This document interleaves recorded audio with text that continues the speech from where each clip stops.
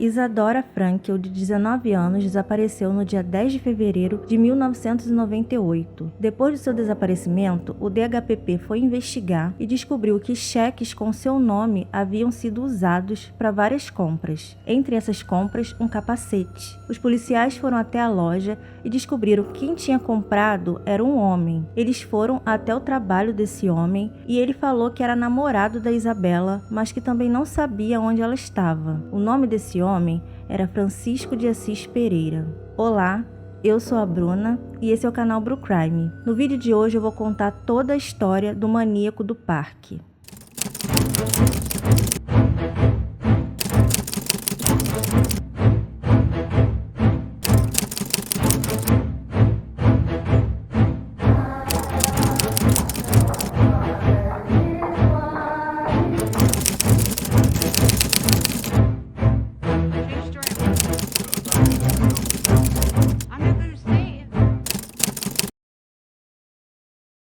Agora vamos conhecer um pouco quem era esse homem que disse que era namorado da Isabela, o Francisco de Assis Pereira. Francisco nasceu no dia 29 de novembro de 1967, em Guaraci, interior de São Paulo. Seus pais se chamavam Nelson Pereira e Maria Helena Pereira. Seu pai era pescador e o Francisco trabalhava com ele e fazia alguns outros bicos. A mãe do Francisco fala que ele era uma criança normal e ele era tratado como todos os outros irmãos. Todos eles eram tratados iguais, não havia diferença entre o tratamento dele com os irmãos. E ela falou que na infância do Francisco, ela não notava nada de diferente nele. Ele era uma criança amorosa e ela disse que amava todos eles igualmente. O Francisco disse que na infância ele foi abusado sexualmente por uma tia, mas hoje em dia essa tia nega tudo e diz que não fez nada com ele. Ele conta que com 15 anos ele perdeu a virgindade e ele disse que acha que foi tarde, porque ele sofria de fimose e isso atrapalhava muito ele nas relações sexuais. Já adulto, o Francisco namorou durante 1 ano um travesti chamado Tainá, e essa travesti conta que apanhava muito dele, que a relação dos dois era muito conturbada e que eles resolveram se separar por causa disso. Mas ela falou que durante a relação deles, ele nunca era o ativo da relação. E ela falou que isso incomodava muito ela também. Hoje em dia, o Francisco fala que ele nunca namorou, ele nega que tenha namorado essa Tainá. Mas ela disse que tem provas e sempre fala sobre isso, sobre esse relacionamento dos dois. O Francisco, ele tinha muitos amigos. Ele era um cara que fazia amizade muito fácil e ele era muito querido por esses amigos que ele tinha. E ele, quando ficou adulto, ele começou a patinar no Parque Ibirapuera. Ele montou um grupo de amigos que patinavam sempre e participavam de competições. Os amigos dele dessa época falam que ele era um cara bem comum, simpático, fazia amizade muito fácil e que ele era bom de papo, que estava sempre namorando uma garota muito bonita e que ele gostava de liderar o grupo de patinadores ali que eles tinham, que eles andavam sempre, se encontravam para treinos e para poder fazerem competições. Em 1994, ele começou a gostar de uma das meninas que andavam ali no grupo de patinação. Ele começou a paquerar ela também disse que no início gostou muito dele. Eles chegaram até ter um namorico, que ela disse. Só que teve uma vez que ele levou ela para dar uma volta no parque e ela voltou depois desse passeio que eles fizeram, gritando muito, dizendo que o Francisco tinha tentado abusar dela. Os amigos que andavam ali com eles na época da patinação não acreditaram que ela estava falando a verdade, porque o Francisco não dava sinal nenhum de que era um homem agressivo. Mas ela contou para esses amigos que o Francisco levou ela para uma área isolada do parque e obrigou que ela fizesse sexo oral nele. Ela disse que quando ele mandou ela fazer isso, a única coisa que ela pensou em fazer foi dar uma mordida muito forte nas partes íntimas dele e depois bateu nele com patins e saiu correndo. Depois desse relato dela, as pessoas ficaram na dúvida de que ela estava falando a verdade. O Francisco, como eu disse, era muito querido entre os amigos. Nessa época ele tinha até 2 apelidos, que era Chico Estrela e Chico dos Patins. Ela passou como uma mentirosa nessa época, porque, como eu disse, ele não dava sinais nenhum de que era um homem agressivo. Essa mulher, ela tinha um perfil que eu vou falar pra vocês aqui agora, e pra frente vocês vão entender por quê. Ela era morena, tinha os cabelos pretos, enrolados, e era comprido o cabelo dela. Mais pra frente vocês vão entender por que eu tô falando como era a aparência dela.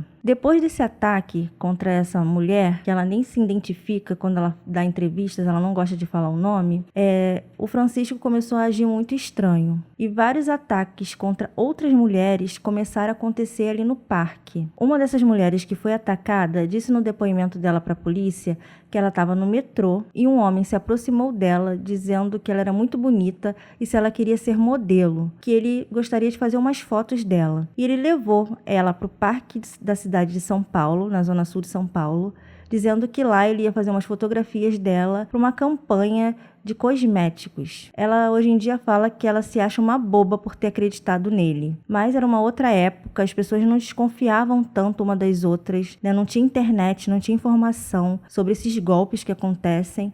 E ela disse que acreditou nele e foi junto com ele para esse parque.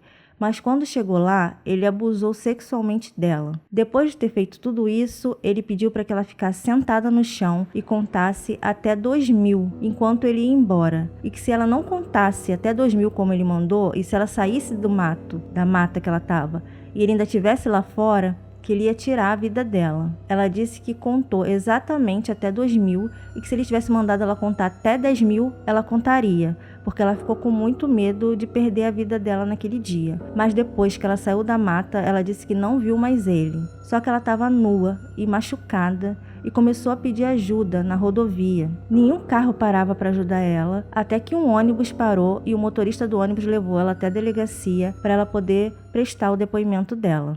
O Francisco começou a atacar as mulheres para abusar sexualmente, mas ele não tirava a vida dessas mulheres. E muitas delas não deram não deram queixa desses abusos assim que eles aconteceram. A polícia sabia que algumas mulheres estavam sendo atacadas ali, mas eles não tinham noção de quem estavam fazendo isso. Em 1997, o Francisco começou a mudar um pouco o jeito que ele ia atacar as mulheres. O modus operandi era o mesmo. Ele encontrava essas mulheres no metrô, oferecia o emprego como modelo, dizia que era fotógrafo e que ela era muito bonita para ser modelo e se elas não queriam participar de uma campanha de cosméticos, isso ele falava sempre. Só que nessa época, em 1997, ele falou que olhava as mulheres, mas não com vontade de abusar delas, que quando ele escolhia uma mulher, ele já sabia que era para tirar a vida. No dia 4 de julho de 1998, um garoto que estava brincando ali no parque da cidade, soltando pipa, disse que quando entrou na mata,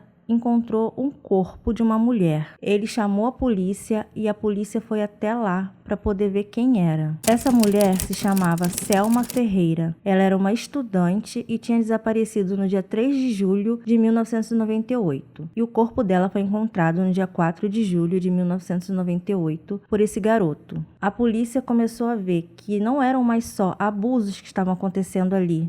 Já tinham encontrado o primeiro corpo de uma mulher que também parecia que tinha sido abusada, mas que dessa vez tinha perdido a vida. Uns dias depois, um senhor que estava caçando passarinhos também ali na mata do parque, encontrou mais 2 corpos de 2 mulheres no mesmo lugar que eles encontraram a primeira, a Selma. E ele também ligou para a polícia e a polícia foi até lá. Os corpos dessas mulheres eram de Raquel Mota, que sumiu no dia 9 de janeiro e foi encontrada no dia 16 de julho. A outra mulher era Patrícia Gonçalves, uma vendedora que sumiu no dia 17 de abril e também foi achada no dia 16 de julho. Agora já tinham sido 3 mulheres encontradas sem vida no mesmo lugar.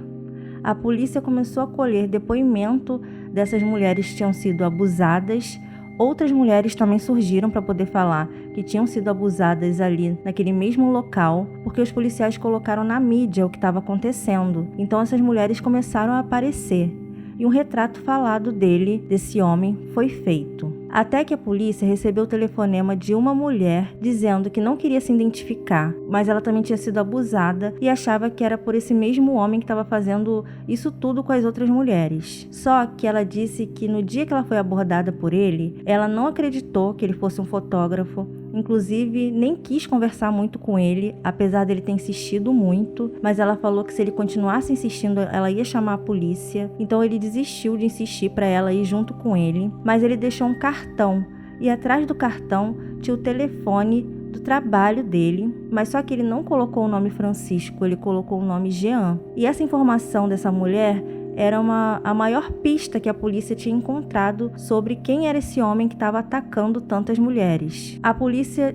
ligou para esse telefone e descobriu que era de uma empresa de mototáxi. E eles foram até lá. Chegando lá nessa empresa, os policiais perguntaram para o dono se havia algum trabalhador ali que se chamava Jean. O dono da empresa falou que não tinha nenhum Jean trabalhando ali. Ele tinha colocado o nome falso, mas que ele tinha um funcionário chamado Francisco que tinha ido embora do nada do trabalho e tinha deixado uma carta se despedindo e agradecendo, pelo trabalho, pelo tempo de trabalho que ele tinha tido ali. E ele deixou essa carta em cima de um jornal que tinha um retrato falado desse homem que estava atacando as mulheres no parque. O dono dessa empresa falou que tinha achado muito estranho esse sumiço repentino dele, mas falou para os policiais que o nome dele era Francisco e não Jean. E falou para os policiais também que uns dias antes o DHPP tinha ido lá conversar com ele sobre aquela Isadora que tinha sumido, que eu contei no início do vídeo. Então os policiais já acharam estranho ele ter sido procurado por policiais uns dias antes. Os policiais foram até o DHPP para poder descobrir por que ele tinha sido procurado. E o DHPP falou que a Isadora tinha desaparecido e que esse homem, Francisco, dizia que era namorado dela. Mas a família da Isadora negava, dizia que a Isadora não tinha namorado. Então estava muito estranho. As mulheres desaparecendo no parque, esse homem que dizia ser namorado de uma dessas mulheres que desapareceu, apesar do corpo dela ainda não ter sido encontrado. A Isadora até esse momento não tinha sido dada como morta, só como desaparecida. Mas os policiais estavam achando tudo isso estranho, porque o telefone dele estava atrás do cartão que ele tinha deixado para aquela mulher do metrô. E o modus operandi da abordagem era o mesmo de todos das outras mulheres que tinham sido atacadas. Então os policiais concluíram que esse Francisco poderia ser o homem que estava atacando as mulheres e tirando a vida das outras. Agora eles precisavam saber quem era esse Francisco que tinha desaparecido. Até que o investigador que estava investigando esse caso recebeu um telefonema do ex-chefe dele, do Francisco, o dono da empresa de mototáxi, pedindo para que eles fossem até lá à empresa porque ele tinha achado uma coisa muito estranha. Os policiais foram até lá e o dono da empresa falou que um dos vasos sanitários de lá da empresa tinha sido entupido e que quando eles foram desentupir, encontraram um pedaço de uma identidade de uma mulher chamada Selma. Selma foi a primeira vítima sem vida encontrada por aquele menino que estava soltando pipa. Então, uma evidência bem forte ligava o Francisco a Selma. Então, só podia ser ele mesmo que estava tirando a vida dessas mulheres no parque. Queria dar uma pausa aqui só para pedir para vocês não esquecerem de se inscrever no canal e deixar o like. E eu vou deixar o Pix aqui embaixo para quem puder ajudar o canal. Eu agradeço muito. Então, agora, os policiais sabiam quem era o Francisco. E eles juntaram várias fotos de homens diferentes e a do Francisco junto ali no meio para perguntar para as mulheres que tinham sido atacadas se elas reconheciam entre aquelas fotos quem poderia ser o homem que estava atacando elas. E todas elas apontaram, sem dúvidas nenhuma, para a foto do Francisco. Então agora a polícia já tinha um nome e já tinha um rosto do homem que estava atacando as mulheres e tirando a vida de outras. Então a foto dele foi pro jornal, pra televisão, a mídia falava muito sobre ele. Eu lembro que nessa época eu era bem nova, mas eu me recordo de ver sempre o rosto dele na televisão e dizendo que ele era o procurado número 1 e que as pessoas tivessem informações para avisar a polícia. Eu lembro bem dessa época, muitas mulheres em São Paulo com medo de sair na rua e serem atacadas. Ficava falando sobre ele na mídia o tempo todo. Mas o Francisco tinha fugido de São Paulo. Ele estava no Rio Grande do Sul usando um nome falso chamado Pedro e estava trabalhando como pescador junto com outros pescadores ali da região. A mulher de um desses pescadores sempre achou esse Pedro estranho e ela comentou com o marido que achava que esse homem não era coisa boa. Então o marido dela, o pescador, aproveitou um momento para poder revistar a bolsa desse Pedro e descobriu que na verdade ele não se chamava Pedro, que ele era o Francisco de Assis Pereira. E eles reconheceram o nome e viram que era ele que estava sendo procurado pelos ataques em São Paulo. O casal então comunicou à polícia que ele estava lá no Rio Grande do Sul. E no dia 4 de agosto de 1998, aos 31 anos de idade, o Francisco de Assis Pereira, que nessa altura estava sendo conhecido como Maníaco do Parque, foi preso. Ele foi preso lá no Rio Grande do Sul, mas foi transferido para São Paulo. No primeiro depoimento, o Francisco falou que era tudo mentira, que não era ele, negou que tivesse feito tudo aquilo, mas depois ele não aguentou muito e acabou confessando ter tirado a vida de várias mulheres e de ter abusado de várias outras. No depoimento dele, ele contou tudo o que ele tinha feito. E os policiais perguntaram para ele se ele podia levar até onde estava o corpo da Isadora Frankel. Ele falou que podia levar e ele foi lá para o parque da cidade de São Paulo, junto com os policiais. Chegando na mata, os policiais que estavam junto com ele falaram que ele mudou totalmente a feição dele quando entrava na mata. Disse que assim que ele entrou, ele mudou fisicamente. Parecia que era um bicho procurando uma presa. Parecia que ele estava ali caçando. Eles falaram que ele ficou irreconhecível. E ele levou os policiais exatamente aonde estava o corpo da Isadora Frankel. A Isadora sumiu no dia 10 de fevereiro de 1998 e o seu corpo foi encontrado no dia 8 de agosto de 1998. No mesmo dia, eles encontraram o corpo de uma outra mulher chamada Rosa Alves, que era uma telefonista, que tinha sumido no dia 10 de fevereiro de 98 e achada no dia 8 de agosto de 98, junto com o corpo da Isadora Frankel. O corpo da Isadora tinha sido queimado por ele, então eles não conseguiram recuperar o corpo totalmente.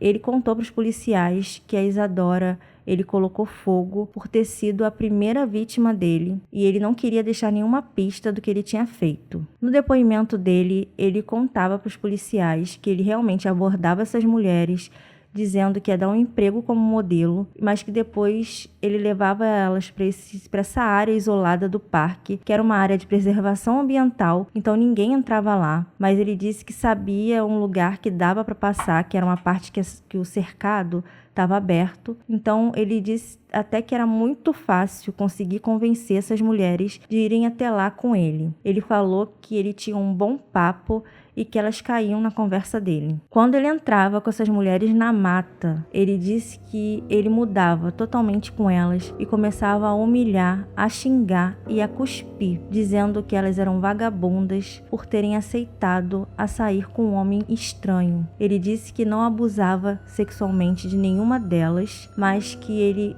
depois de tirar a vida delas, ele lambia o corpo inteiro e mordia porque ele tinha muita vontade de comer a carne delas. Mas ele disse que nunca chegou a comer a carne de nenhuma, apesar de sentir muita vontade. Ele mordia o corpo dessas mulheres, na maioria das vezes, enquanto elas ainda estavam vivas. E ele falou que mostrava para elas o corpo das outras que já estavam lá, para elas ficarem com muito medo. E ele falava que era para elas serem muito boazinhas com ele, senão elas iam perder a vida. Mas no final, ele sempre acabava tirando a vida delas de qualquer jeito. Depois que ele foi preso, os policiais acharam mais 2 corpos, só que essas 2 mulheres até hoje não foram identificadas. Então foram 7 mulheres que perderam a vida e 9 mulheres que foram abusadas sexualmente por ele. Ele falou para os policiais que ele não tem noção de quantas mulheres ele tirou a vida, se foram só essas ou se tiveram mais, porque ele disse que teve um apagão na cabeça dele, que ele não consegue se lembrar de muita coisa. Em 2001 começou o julgamento dele e acabou em 2002. Ele foi analisado por psicólogos e psiquiatras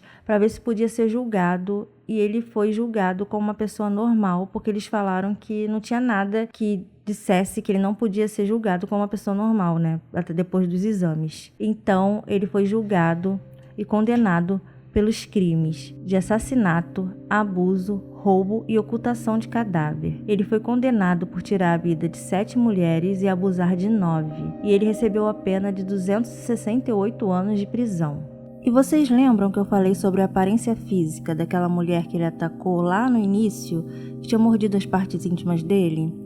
Então, o Francisco foi submetido a testes na cadeia. E as respostas de Francisco ao teste revelaram um desejo latente de ser uma mulher, evidenciado pela identificação com figuras femininas de cabelos cacheados, baixa estatura e delicadeza, como era o perfil da maioria de suas vítimas. Essa projeção de si mesmo nas figuras femininas sugere um conflito interno e significativo relacionado à sua identidade de gênero, autoimagem, assim mostram os laudos. Depois que ele estava preso, ele começou a receber muitas cartas de várias mulheres. Mulheres apaixonadas, dizendo que queria namorar com ele, que queria casar com ele, falando que viam ele na televisão. Cartas de mulheres com dinheiro para ele. Até hoje ele recebe muitas cartas, mas em 2005 ele acabou se casando com uma dessas mulheres que mandavam cartas para ele. Só que o casamento não durou muito tempo, porque essa mulher que ficou casada com ele disse que ficou com medo dele uma vez dentro da prisão que ela foi visitar. Disse que ele mudou totalmente com ela e ela sentiu muito medo dele, então ela resolveu nunca mais voltar lá. Hoje em dia ele não está casado com ninguém, mas ele continua recebendo cartas de várias mulheres. O psiquiatra diagnosticou ele como um psicopata, mas nas entrevistas que ele dá, inclusive eu ouvi uma entrevista que ele deu para o Marcelo Rezende, ele diz nessa entrevista que ele era dominado por uma força muito maior, uma força demoníaca que fazia com que ele agisse desse jeito. Inclusive, a mãe dele também acredita nisso. A mãe dele fala que eram entidades que estavam possuindo o corpo do filho dela para poder ele cometer esses ataques. Coisa que eu não acredito que seja. Mas eu quero ver a opinião de vocês. O que vocês acham disso? Vocês acreditam que uma força demoníaca pode fazer uma pessoa fazer isso? Eu, particularmente, não acredito. Eu acho que querer botar a culpa numa força maior, numa força maligna, ou num espírito, ou numa entidade, é querer diminuir a culpa dele disso tudo. E eu acho que a culpa é só dele mesmo, porque a ciência conseguiu explicar por que ele cometia todos esses crimes. Ele era um psicopata, né? E nas entrevistas que ele dava pro Marcelo Rezende, ele falava calmamente, sem alterar a voz em nenhum momento, e contava com detalhes tudo que ele tinha feito com cada uma dessas mulheres. Ele não escondia nada.